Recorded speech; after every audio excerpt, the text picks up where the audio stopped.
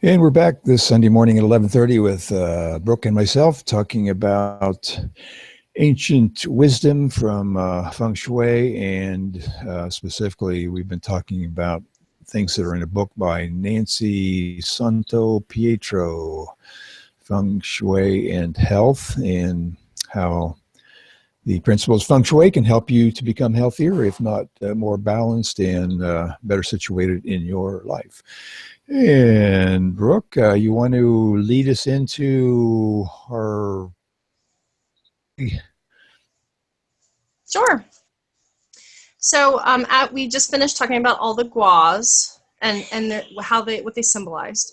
So I figured we could go through. We can start on page 111, and the chapter starts off as method of utilizing the bagua. So now that we've labeled it, we might as well learn how to utilize it.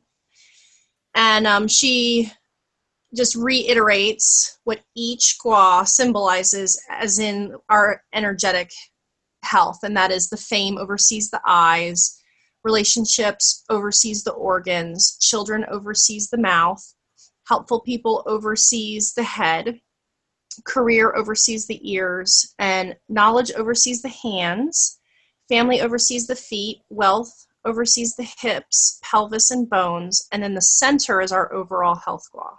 So she kind of goes through that. And it says, use that map to direct you to a particular area of the bagua that coincides with the area of health that is of concern to you. For instance, let's say you are going to have surgery done on your foot. Go to the bagua map and locate the gua that oversees the chi of the foot. So, it kind of makes sense, especially, I guess if you believe in it. If you don't believe in it, or if you have a little bit of trouble with that, it makes things a little more difficult. How would you look at that? Yeah. Okay. Well, let's go along that line then. Let's say I work with a lot of seniors, Mm-hmm. and of course, the typical physical they have would be like arthritis or pain in bones or joints. So let's say that was something we're concerned about. And so we look at the Bagua chart, which to summarize is 9 areas of your life with health in the center. And each of the 9 goes around in a circle or square, or just basically around that center. Mm-hmm. And it corresponds to directions in your room or your house or your yard or your environment. Mm-hmm. And you have different colors associated with those different guas and different organs. Okay, so let's say we have arthritis or pain in joints. So what could we do from there? Okay, so, well, joints, I guess it would also depend on where you're having so much trouble. So a lot of people, some people have arthritis. Like I actually have arthritis in my spine. And spiritually, if you have arthritis a lot in your hands, well, that would coincide with knowledge. So where are you lacking in knowledge? Where are you over processing or under processing with it? And so that's where you go. Some people have arthritis in their knees, their feet. If you had hips, it would be wealth. Feet, where was feet? Family. Like those were the kinds of things that you would look at. And now for someone who, I guess, I have a lot of friends who are very scientific and they think that this is nothing but malarkey. So I have really bad arthritis in my spine because I had surgery and I injured it. And so you can always say scientifically the reason why I have arthritis in there is because, I hurt it, and because I had surgery, the body produces all these chemicals and it's stiff and so forth and so on. But I can also tell you and look into my life, whereas so overall health center, or it says hips, pelvis, and bones, wealth, I can tell you that those most certainly ring true in my life, especially when I was a kid and I had to have back surgery. I think it's just about being open and just open to all ideas, not just, well, I have arthritis because of this. Does that make sense? Yeah, okay. Let me ask you some questions about that. Okay, so let's go with spine pain or an injury in spine. Okay, so which gua would that pertain to? Did you say knowledge or? Typically, well, it's kind of complicated because there isn't really a spine. But I would say that overall goes with wealth, because wealth oversees Okay, the hips, pelvis, and bones. And my spine was injured in my lower spine, so pretty much my pelvis and hip area. okay. Now, what is also associated with that gua, the other The wealth gua. things? Well, uh-huh. I'm sorry. Yeah, give like kind of an overview of what the wealth gua entails. Hold on, I just had to put my phone down for a second. Okay. So, with wealth is not obviously first is we were talking about this first. It's just plain old money, but then remember, there's also what is wealth. Um, Wealth is in our society is often associated with greed, excess, and luck. The presence of this gua reminds us that money, complicated as it might seem, is just another type of energy. Having the amount of energy that you need or want should not be seen only as a luxury, but as a birthright that we are entitled to. We talked about it oversees energy and all issues related to power, which my life has been nothing but a struggle of power, whether towards me or me trying to, confront my own power. This will help to develop our inner sense of healthy power and release the unhealthy power. A learned response that implies we must take from others in order to give to ourselves. The pelvic area of the body, the bones, and the eldest daughter are represented here. So I am also the eldest daughter. My struggle with my back, I cannot tell you how much it just resonates in here. I was told when I had my back surgery when I was 18.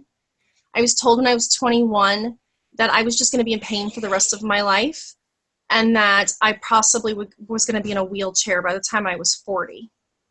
And pretty much when I was told that, I pretty much said, yeah, watch me. And I never looked back. And I did everything in my power to not be controlled by the medications and to find a way. I did yoga, chiropractic, acupuncture, all my physical therapy. And it was a power struggle. It was a power struggle within myself that I was going to fight my pain. I wasn't going to allow my pain to control my life. And after 10 years, pretty much by the time I was 30, I was pain-free. I was living a normal, healthy life like any normal 30-year-old. And now I ran 6.5 miles last November. And I lift weights and I run around and I lost tons of weight, and my back almost never bothers me now. I have arthritis because I had so much done to my spine. It almost never bothers me. And if it's a little stiff, I know what to do to loosen it. So Yeah. does that kind of that's my short story of absolutely. This most certainly coincides with this particular gua. And I'm sure it goes even deeper than that. Yeah, I'm interested in the idea you mentioned of power struggle and power on that gua. Um, can you explain more about how you cope with that issue of power? Well, power is interesting. So when you talk about power, how much power do we give ourselves? How much power do we give to others? And how do we control that power? Obviously, in Taoism, Chinese medicine, there's overabundance in anything is the incorrect way to be. There's a balance in it. So you need to find balance in how much power you give to others, how much power you even give to yourself. Some people I know are too, me. Power, I mean, you can relate power to anything, including wealth. Like, what are you putting your power into? Is it just money? What if your wealth is your family? What if your wealth is your health? I guess at that point in my life, I was putting all my power into my health. And I think also a little bit into believing in myself, spiritually. So it seems to be illustrating a sense of balance in the issue of power. Mm-hmm. You could, on one hand, allow everybody to have power over you. So if the doctors say, well, you're going to be in a wheelchair when you're 21, you can say, oh, okay, oh, woe is me, I'll be in a wheelchair. Exactly. Yes. So you balance out that power over what people believe or say to you versus what is reality, or what is possible. Yeah. And so you took the other version saying, well, I'm not so sure about that, and worked on things you needed to work on, and so obviously you're not in a wheelchair. And I think that rings true with your question on arthritis. So do you allow pain to have power over you? Or what is possible and what is capable, even as an elderly person, like your hands hurt, so do you wake up in the morning and your hands are bothering you and you just give up and you're just like, oh, I have arthritis, I can't move my hands today? Or, do you soak your hands and you come up with, and you put balm on them, or you take your medication, or you learn that, by possibly doing certain exercises that you strengthen and lubricate those joints to at least make them not, as stiff or have the pain subside. And I know that's a big stretch for a lot of people who are in chronic pain, but it is possible to block those pain receptors, depending on belief. I believe that, at least. Yeah, let's try another example. In my Tai Chi classes, I have several people who have shoulder pain. Oh, yes. So they have some trouble doing some of the moves, especially on the side of the body where the shoulder is giving them trouble. So let's take that as an example. What gua could we use for, say, a shoulder pain? Okay, so let me look. The problem with shoulder pain is it can radiate from any number of things, like the neck. So I'm actually looking at the picture of the gua instead of that list I just read, because I do actually remember mentioning the neck versus just going to wealth with bones. Neck, children and creativity. Oh, I mean, just the word creativity. So we, as most upright Homo sapiens, hold a lot of our stress, as you know, in our back of our shoulders, our neck. It's funny, and I don't know, did you watch Dr. Mao did that show on how, like, we all bend over on our phones and it hurts our necks and we're all going to end up hunchbacked and stuff? Did you watch that? Yeah, I think I recall that. Yeah.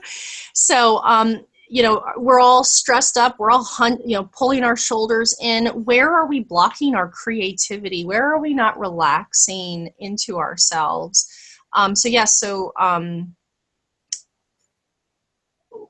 So the children and creativity, can't conceive, want children, new ideas, projects, beginnings, hopeful future life plans, creative in business.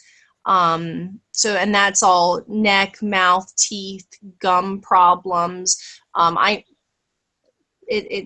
That's kind of what you're looking at, is your creativity and your stress. And does that make sense? Yeah, and when you mentioned the word relax, that hit a button here too, because throughout the classes I constantly tell everybody relax, relax the muscles. And as you mentioned, we tend to not relax our shoulders. It might be from elementary school where the teacher says sit up straight, or we're playing soldier and you raise your shoulders up at attention or something. So we tend not to relax. So I always tell everybody to relax. And once you do that relaxation of your muscles, then a lot of the pain actually disappears. Absolutely. Yeah. The children The problem is, oh, I'm sorry, what? I was gonna say, the problem becomes that we're so used to tensing up our muscles that maybe we can do it for a few minutes and then we revert back to the tensing up again. So you have to get into the habit of relaxing. Oh yeah, I know. I pulled my shoulders up, and I practice in Tai Chi to relax. And one of the things I noticed, I also am a hairdresser, so I work with my hands above my head a lot. And you have to be very mindful of what you're doing. And in Tai Chi, what my instructor will do is he'll have us like lift our arm up, and then he'll say, okay, now relax your shoulders, because we're so used to, instead of picking up our arms, we pick our whole body, we pick our shoulders up and everything. So no, definitely. It says here that the children and creativity gua is associated with the metal elements.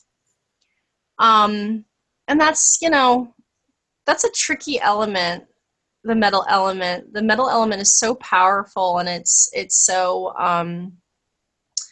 driven, organized, driven. We've talked about that. I feel like it's the other type A personality to a degree, that does all the lists and organized and everything. It's also, can be a destructive element and a very harsh element. It's a very strong element. And so you talk about pain and rigidity.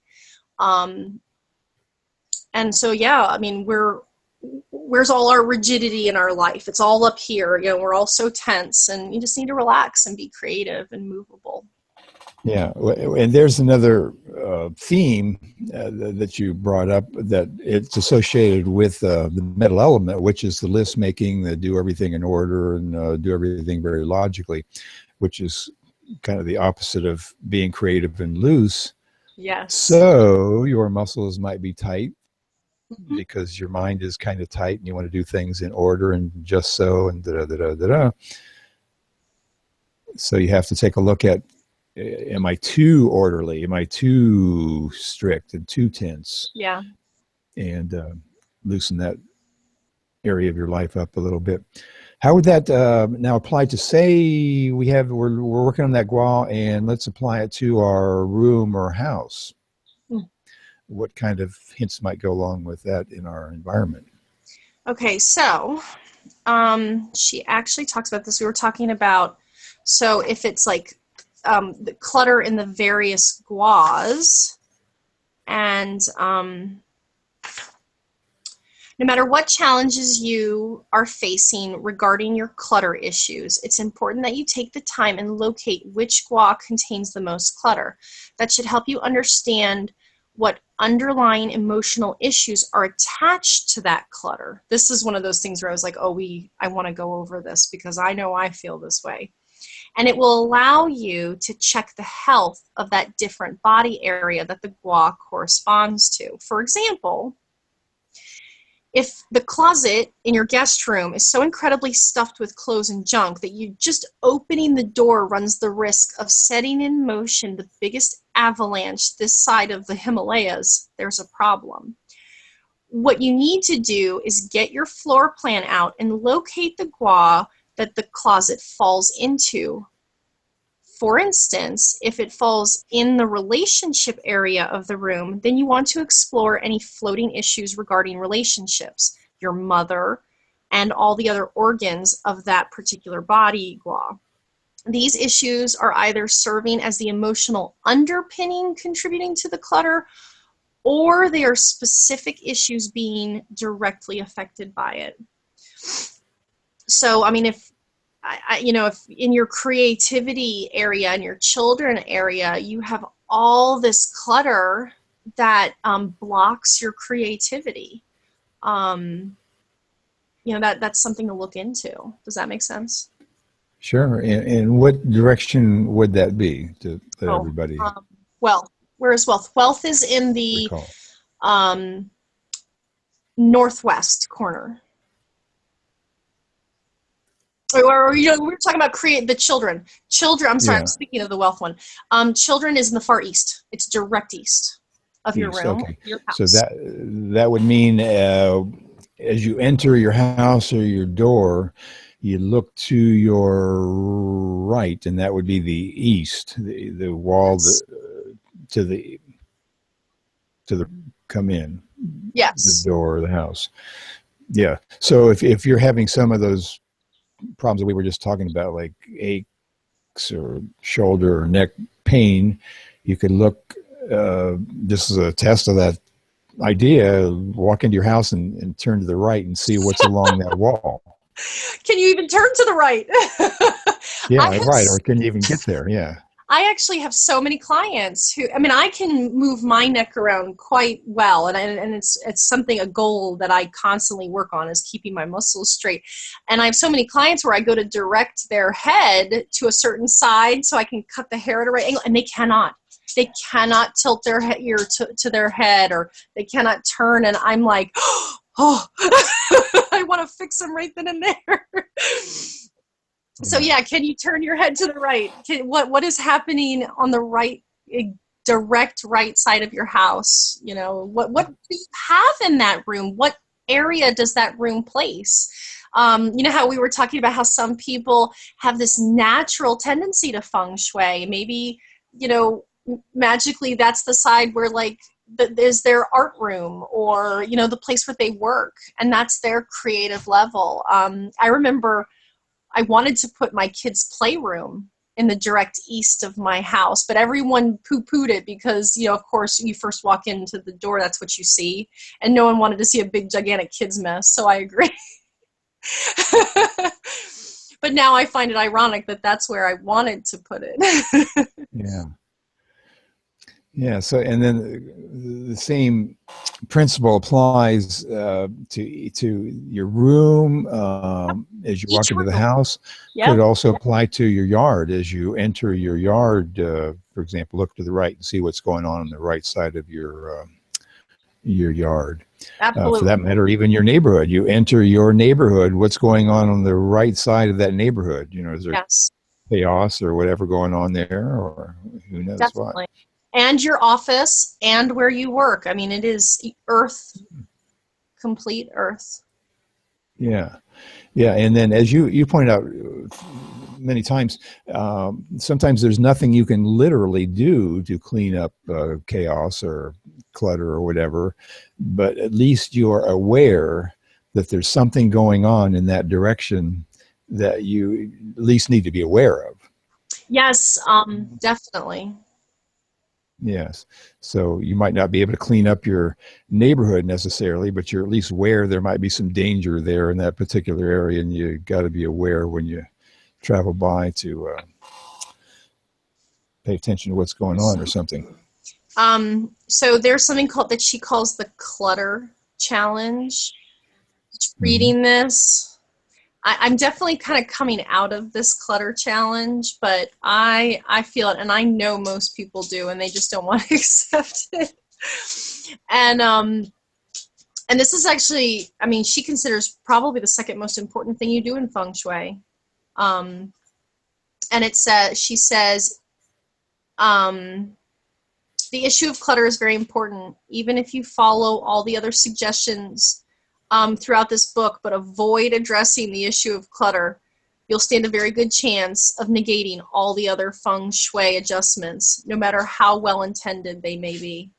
She says, for instance, if you use mirrors as a feng shui adjustment item and cure, you may actually be doubling the amount of clutter energy if it's reflecting that.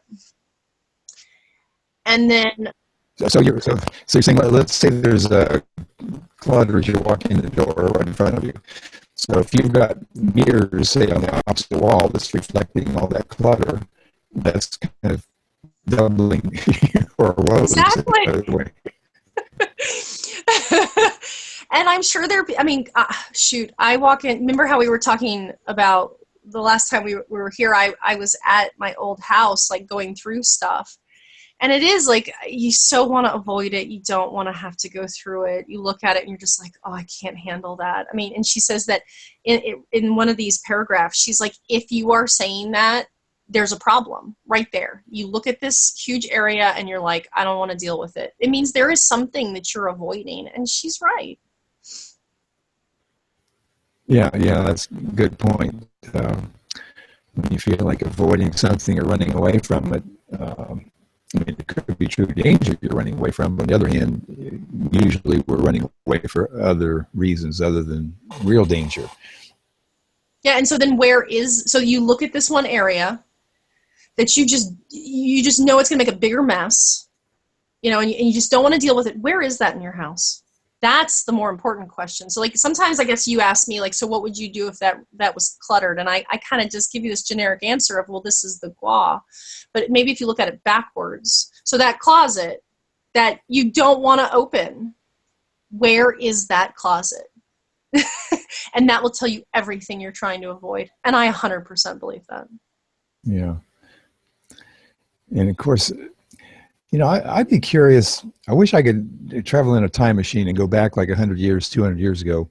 And for example, one thing I was thinking, I would like to examine the clutter in our current lives versus clutter they may or may not have had 100 years ago or 200 years ago. Oh, definitely, especially in America where we had more and more is better. Yeah, that's what I would suspect, that we are, you know, trained as in a way by advertising and peers to accumulate stuff, buy stuff, bring it home, use it for a while, put it in the closet, go out and buy some more stuff, use it for a while, put it in the closet. Mm-hmm. You know, I'm not sure 100 years ago or 200 years ago they had that same attitude about things. Actually, you just made me think of something. It's probably 200, 300 years ago that has actually given us that mentality, if you think about it. So she actually says here, she was like, go ahead, you may be laughing at me, but I urge you to take the clutter challenge. Go to your bathroom and look around. You might be surprised at what you find. How many bottles of shampoo do you have? Old expired medicine, lipstick colors. And she keeps going about how, like, so we save all this stuff in the event that we may need it, as if we can't just go out and get it. Like we can't just drive to the Rite Aid and pick up more Tylenol. We have to have 8 bottles of Tylenol. And see, to me, as you're saying, well, 200 years ago, well, yeah, 200 years ago, we didn't have Tylenol. And you know, think of my grandparents' generation during the Great Depression. Oh my gosh, when we were cleaning out my grandparents' house, the things they saved, because they grew up in a time period where they had nothing, and you saved every little thing you could. So I do respect that, and that's maybe, you know, I know Chinese medicine talks about how what we do today is for future generations, and how we awaken today awakens the world for tomorrow. And we may be replaying this old programming that our grandparents gave us from the Great Depression, you know, that we have to have this stuff because we didn't have it. Yeah, good point. Good, very good point. Yeah. Yeah, okay. I think we covered some good material this morning, Brooke. Why don't we end up there, and then we continue next week and maybe talk some more about decluttering and the idea of how clutter affects our lives and careers and family and everything, really. So once again, thank you very much for your insights, and hopefully other folks can get something as well from this as they watch this over the coming days and months and years. Yeah, thanks. I'm sorry I tend to babble too much about it. I get so passionate. Oh, not at all. Not at all. Okay, so we'll see everybody again next week at 11:30 for Brooke and I to talk more about ancient wisdom from, in this case, Feng Shui and philosophies of doing things from centuries and centuries ago. All right, we'll see you again next time, everybody. Bye.